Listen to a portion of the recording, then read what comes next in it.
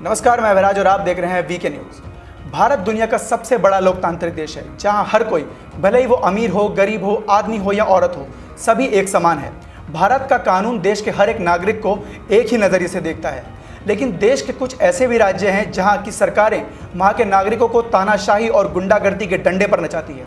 इस सूची में सबसे ऊपर नाम है पश्चिम बंगाल के मुख्यमंत्री ममता बनर्जी की टीएमसी सरकार का, जो अपने राज्य में सरकार के खिलाफ उठने वाली हर आवाज़ को अपनी गुंडागर्दी के चाबुक से शांत करा देती है।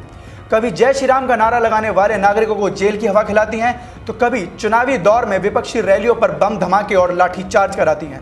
इतना ही नहीं, ममता बनर्जी के एक बार तो अपने राज्य में केंद्रीय जांच एजेंसी सीबीआई के प्रवेश पर ही प्रतिबंध लगा दिया था।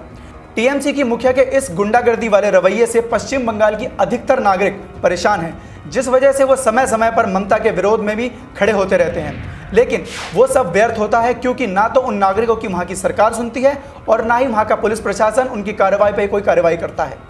तो वहीं हाल ही मिली खबर के मुताबिक ऐसा लग रहा है कि महाराष्ट्र के मुख्यमंत्री उद्धव ठाकरे भी ममता की इस तानाशाही राजनीति की राह पर चल दिए हैं, क्योंकि अब उद्धव ठाकरे भी अपने राज्य में उनके खिलाफ उठने वाली हर आवाज़ को अपनी तानाशाही छड़ी से डरा धमकाकर शांत करा देते हैं। इसका सबसे बड़ा उदाहरण कंगना रनौत के मामले में देखा गया।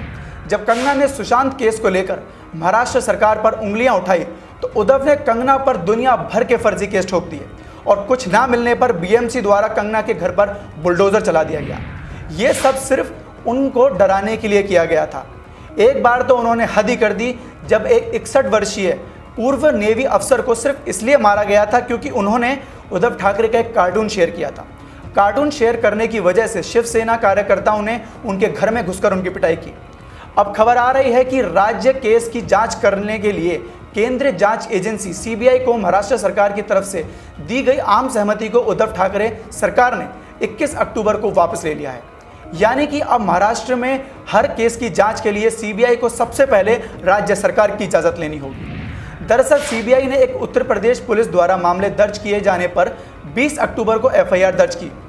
एक विज्ञापन कंपनी के प्रमोटर की शिकायत पर लखनऊ के हजरतगंज पुलिस स्टेशन में मामला दर्ज करवाया गया, जिसके बाद उत्तर प्रदेश सरकार द्वारा सीबीआई को यह केस सौंप दिया गया। यह मामला टीआरपी में हेराफेरी से संबंधित था। टीआरपी का एक कथित घोटाला तब सामने आया जब agency broadcast audience research council BARC ने पुलिस में शिकायत दर्ज कराई कि जिसमें आरोप लगाया गया था कि कुछ चैनल विज्ञापन दाताओं को आकर्षित करने के लिए टीआरपी नंबरों में फेरबदल कर रहे हैं। दरअसल आरोप यह लगाया गया था कि कुछ परिवार जिनके घरों में दर्शकों के डेटा एकत्र करने के लिए मीटर लगाए गए थे, उन्हें 3 चैनल द्वारा रिश्वत दी जा रही थी। इसके बाद मुंबई के पुलिस कमिश्नर परमवीर सिंह ने एक प्रेस कॉन्फ्रेंस के जरिए रिपब्लिक टीवी और 2 अन्य चैनल पर टीआरपी में हेरफेर करने का मामला दर्ज किया। इसी के साथ हम आपको बता दें कि मुंबई पुलिस की क्राइम ब्रांच ने 20 अक्टूबर को 2 और लोगों को टीआरपी मामले में गिरफ्तार किया था, जिसके बाद मिलाकर कुल 8 लोगों को गिरफ्तार किया जा चुका है।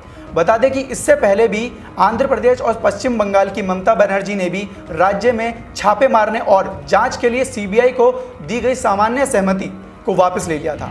इसी के साथ हम आपको बता दें कि पश्चिम बंगाल की मुख्यमंत्री ममता बनर्जी ने केंद्र की बीजेपी नेता और एनडीए सरकार की आलोचना करते हुए आरोप लगाया था कि वह सीबीआई और भारतीय रिजर्व बैंक जैसे महत्वपूर्ण भारतीय संस्थानों को बर्बाद कर रही है और अपनी सुविधा अनुसार उनका इस्तेमाल कर रही है।